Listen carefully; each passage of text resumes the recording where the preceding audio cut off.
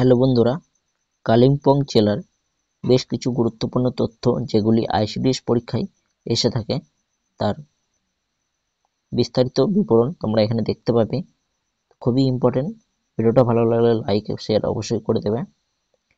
তোমরা দেখতে পাচ্ছ তো কালিম্পং জেলাটি 2017 সালে 14ই এপ্রিল তোমাদের 14ই ফেব্রুয়ারি দার্জিলিং জেলা ভেঙে কালিম্পং জেলা গড়ে ওঠে এবং প্রশাসনিক বিভাগ জলপাইগুড়ি এবং সদর দপ্তর কালিম্পং।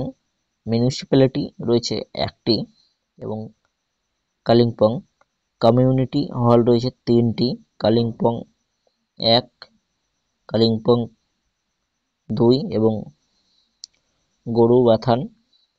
জনসংখ্যা রয়েছে 2,51,624টি মোট জনসংখ্যা।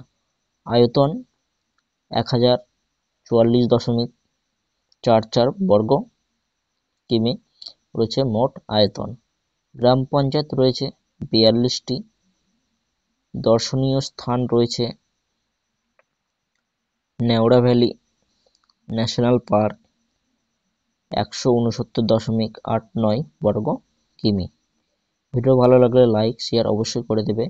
আরও ইনফরমেশন আপডেট সবার আগে সর্বপ্রথম পাওয়ার জন্য আইসিডিএস এর জিকে প্র্যাকটিস সেট অবশ্যই পেয়ে যাবে। অবশ্যই টেলিগ্রাম চ্যানেলে যুক্ত হয়ে যাবে, সেখান থেকে সমস্ত আপডেটগুলি পেয়ে যাবে। ভিডিওটা ভালো লাগলে অবশ্যই লাইক শেয়ার করে বন্ধুদের মধ্যে শেয়ার করে দেবে। দেখা হচ্ছে নেক্সট পরের ভিডিওতে।